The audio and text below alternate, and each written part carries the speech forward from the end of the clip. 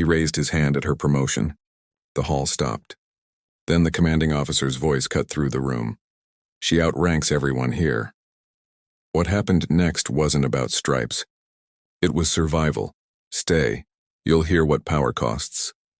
Elizabeth Brown kept a broken watch in her pocket. The glass was cracked. The second hand dragged and stuck. It had been her father's. He gave it to her the day she left the dusty road that stitched her small town to the highway. Keep your time, he had said.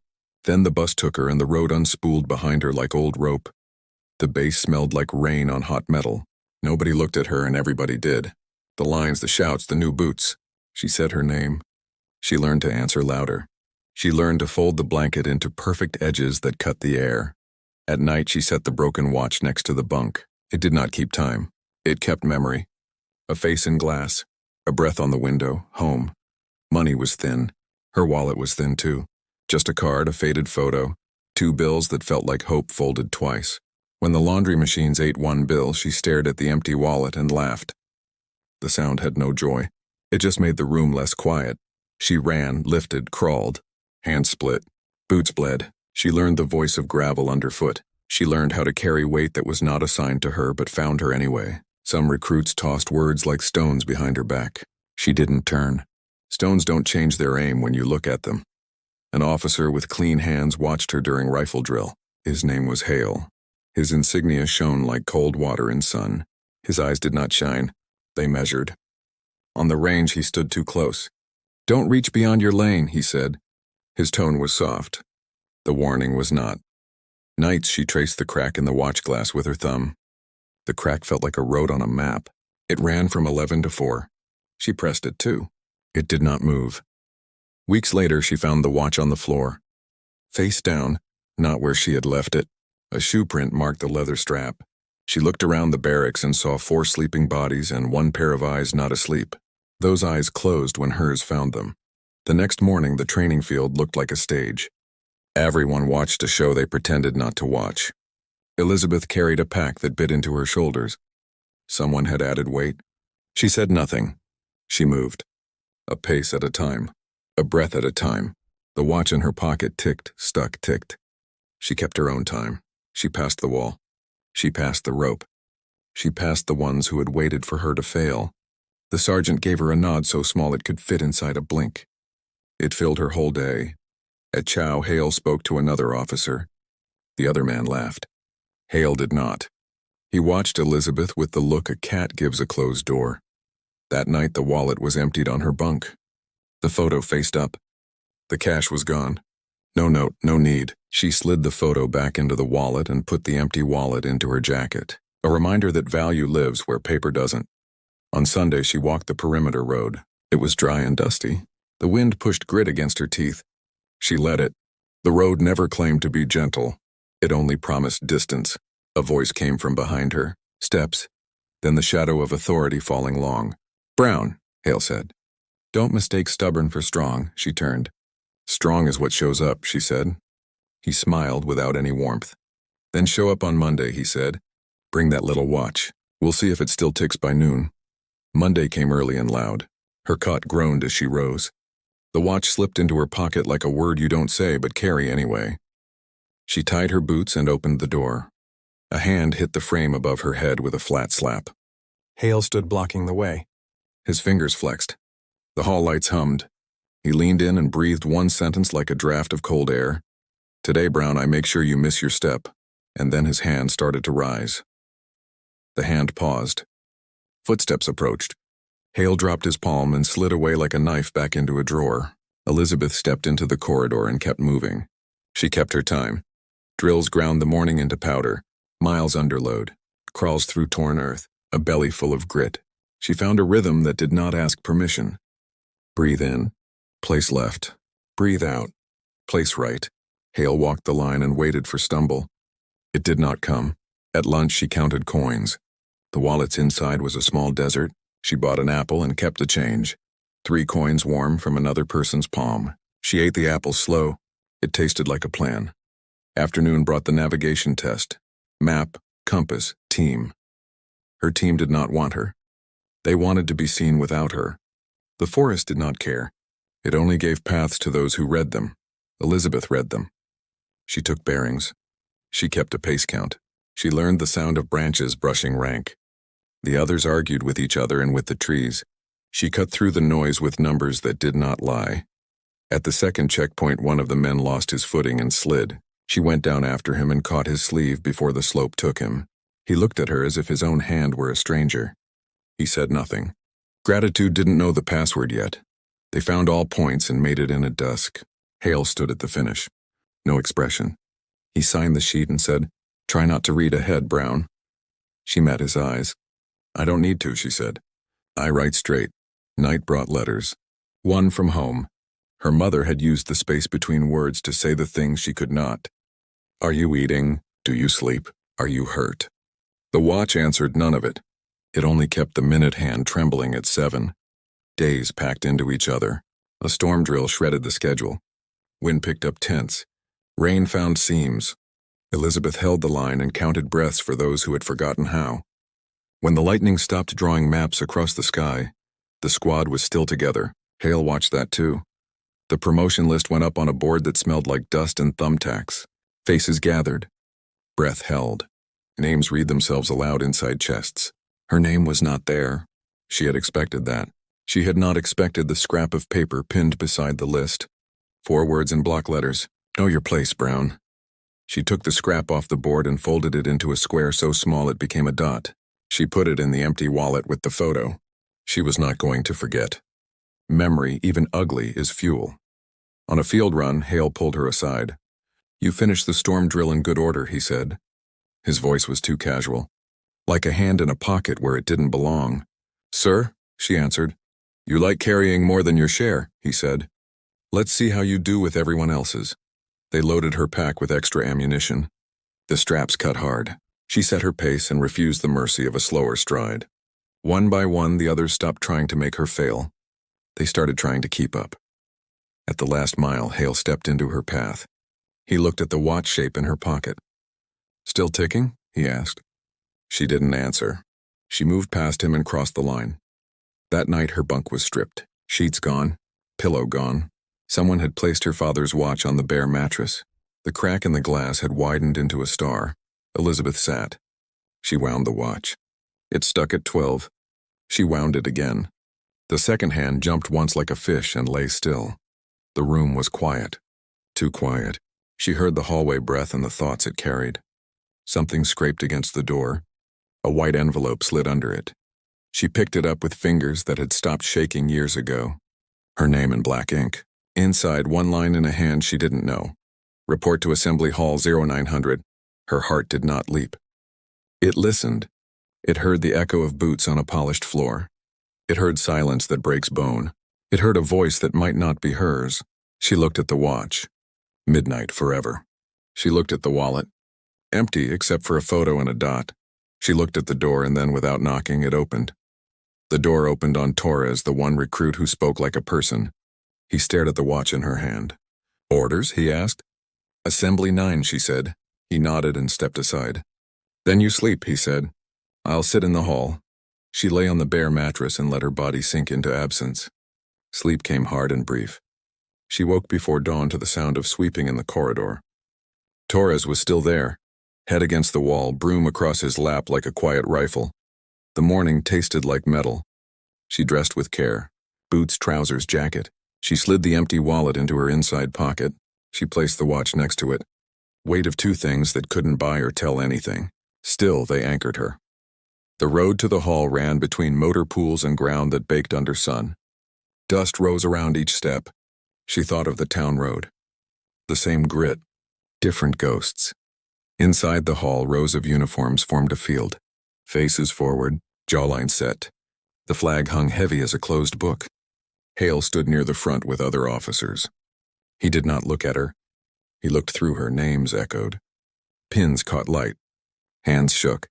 A child cried in the back and was carried out. Time stretched like wire. Her name was near the end. She listened to the sound of it when the voice called it. Elizabeth Brown. It landed in the hall and rolled slowly until it bumped her boots. She stepped forward. The watch in her pocket pressed cold against her thigh. Her wallet pressed even colder against her ribs. She reached the front. Hale stepped forward. Not to salute, not to pin anything, his hand lifted with a motion you don't make toward a person you respect. You make it toward a problem you want gone.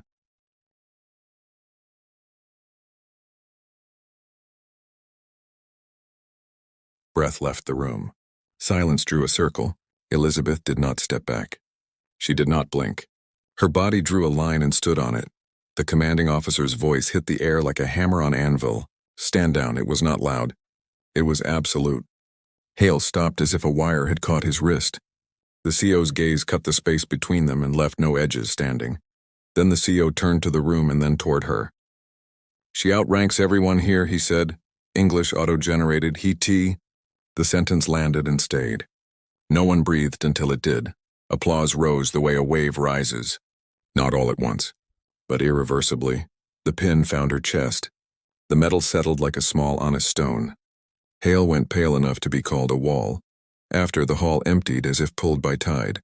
Elizabeth took one step toward the door and felt something in her pocket that hadn't been there. Not the watch.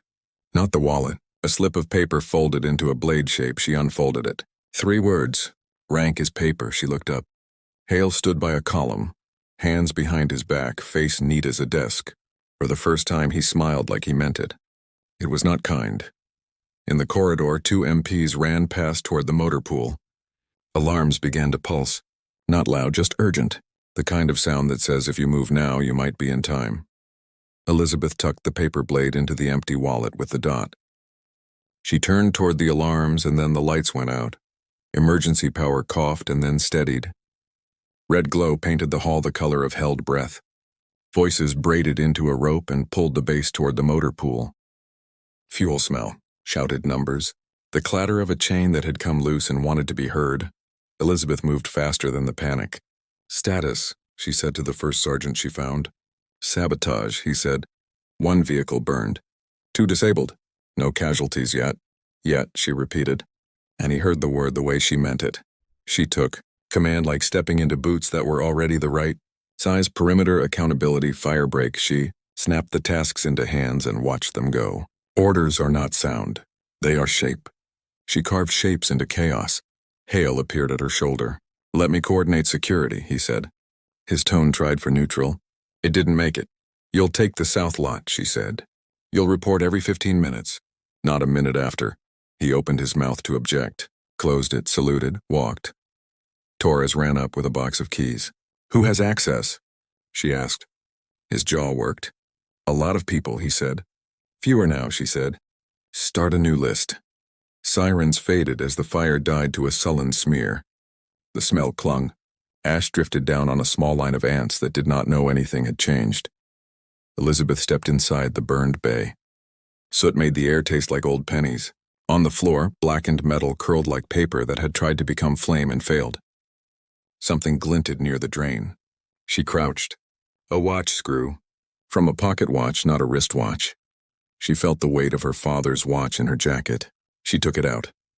She opened the back with the nicked nail that had learned this trick as a child at the kitchen table. Inside, the screw at the hinge was missing. Someone had opened her watch. Someone had taken a screw from it. Someone had dropped that screw here. She stood, slow and careful, as if the floor might remember her tread and say her name out loud. The watch ticked once. It hadn't ticked in days. Then it went still again. But not before the second hand moved from 12 to 1. 1 minute. 1 warning. Outside, the wind picked up the ash and turned it into a low fog. Hale's report came late. 16 minutes. 1 sentence. All quiet north, he corrected himself. South lot, she noted the slip. She noted the time. She noted the ash on his right sleeve when he returned. She pulled him to the side. You dropped your geography, she said. It slipped, he said, like a screw. She asked. He blinked just once. The heat, he said. She said, as if agreeing with weather. Night reset itself. She assigned rotating checkpoints. She brought the mechanics under guard and under coffee. She had them pull inventory like they were counting beads at a wake. 1 thing missing. A small can of accelerant. Signed out 2 hours before the ceremony. By no one. Hale watched her read that line. His face did not move. His hands did. She sent Torres to audit the key logs. She sent 2 MPs to the fence line where boot prints hid under tire tracks. She sent a medic to check the fire crew for smoke lungs they would deny. When she finally returned to her office, her door was ajar. The lamp was on. The desk was clean. On the blotter, her empty wallet lay open, and on top of it her father's watch, smashed flat by something heavy. The glass had become sand. The second hand was bent into a question mark, not a theft. An answer. She looked up and saw herself in the dark window. Behind her reflection outside, a pale strip of road led past the fence, past the brush into the long dark. A dusty road that had waited all day for someone's boots. Her phone vibrated once. A number she didn't know. A message with no words, only a pinned location. South Lot. Now. She lifted the watch from the wallet. Its weight had become different. A small, hard goodbye. She put it back in her pocket and stepped out into the red-lit night. Someone was waiting at the end of that dusty road. The South Lot crouched under the half-dead floodlights. The chain-link fence clinked in light wind. The pinned location drew her behind the last maintenance shed to a strip of dirt where tires had chewed the ground into ribs. Torres was already there, kneeling, flashlight low. He pointed at the soil. "Tracks," he said. 2 sets, one heavier. Both crossed the fire lane. "Both head out." She followed the lines with her eyes. They met the service road that bit the horizon and didn't let go. Dusty, hard-packed, honest in its cruelty, something glinted beside the tracks. A coin, one of hers. The coin from the wallet. She knew it by the little gouge that made the eagle look tired. She put it in her palm and closed her hand. If you want to pull a person forward, you leave the trail they cannot ignore. They moved. 2 MPs flanked. Torres tracked. Elizabeth kept the map of the base in her head and moved along it like a bead on a wire. The road ran past the fuel dump, the comms shack, the dry creek bed where weeds grew stubborn and small. At the culvert, they found a second marker. Another coin, heavier boot prints now, more ash on the ground than the fire could account for. She knelt. She felt the heat left in the earth by bad intent. She stood. "Keep moving," she said. The third marker was not a coin. It was a photograph. Her father's wedding day. Her mother's hand on his sleeve. Someone had torn it out of her wallet and left it face down in the dirt, as if they wanted her to see the back first and feel the sting of recognition before the sight. Torres swore under his breath. Elizabeth did not. She slid the photo into her jacket and kept her eyes set on the space beyond the next 30 feet. The road ended at the old quarry where trucks came to practice short climbs and long stops. It was empty now, or it looked empty, the way a room looks empty when you know a person is behind the door. She signaled the MPs left and right. Torres stayed with her. They advanced on the pit face, boots whispering grit. A clatter broke the hollow air. A toolbox fell off a tailgate on the far side. Metal on metal. A noise that does not happen by itself. Hale stepped out from behind the truck. Hands open. No smile this time. No words yet. Elizabeth kept her stance. Torres lifted his rifle 2 inches and stopped. Hale looked at the MPs. He looked at the ridge. He looked at her jacket pocket, at the shape a flat watch makes. "I told you, rank is paper," he said. "Out here it burns. Only if you pour on the accelerant," she said. He shrugged. "You think I struck the match?" He didn't put it in the form of a question. "You left footprints with ash in them," she said. "You left screws. You left coins. You left a wedding photo. You left your report late." He laughed then. Short. Empty. "Or I knew you would find what you needed to find." Torres took a step, but Elizabeth lifted one finger without looking at him. He froze. "What do you want, Hale?" she asked. He rolled his shoulders like a man settling into a story he had practiced. "I want the old order. The quiet one. The one that forgets the wrong names and remembers the right ones. The one where you wait. You lost that ceremony," she said. You heard the sentence, his jaw set. "The sentence is a dare," he said. He lifted his hand. Not fast, not slow. The way a man lifts a lid he knows is hot. From behind the truck, a second figure rose. Face covered, hands gloved. A spark wand hissed in one palm. A small flame walked along the fuse toward the open mouth of a fuel can. Time is not elastic. It is bone. It can break. Elizabeth moved. No flourish, no shout. She closed the space and took the gloved wrist in a grip that said, "We are out of speeches." The wand fell. Torres kicked it. The flame died on stone with a smell like old news. Hale stepped in then. Shoulder low, a dirty move learned in a clean gym. He meant to take her down and bury the night with her. He hit her, but he did not get what he wanted. She pivoted. He stumbled. He caught himself with hands that had never built anything. The second figure reached for something in a pocket. Elizabeth saw the gun too late. The shot cracked the quarry and tore a piece from the dark. Torres made a sound no one needs to make. He went down on one knee and then all the way. Elizabeth turned and looked into the black circle of a barrel aimed between her eyes. Everything got quiet enough to hear dust fall. The gun did not waver. The gloved finger tightened to the place where mistake and choice live. Elizabeth breathed once.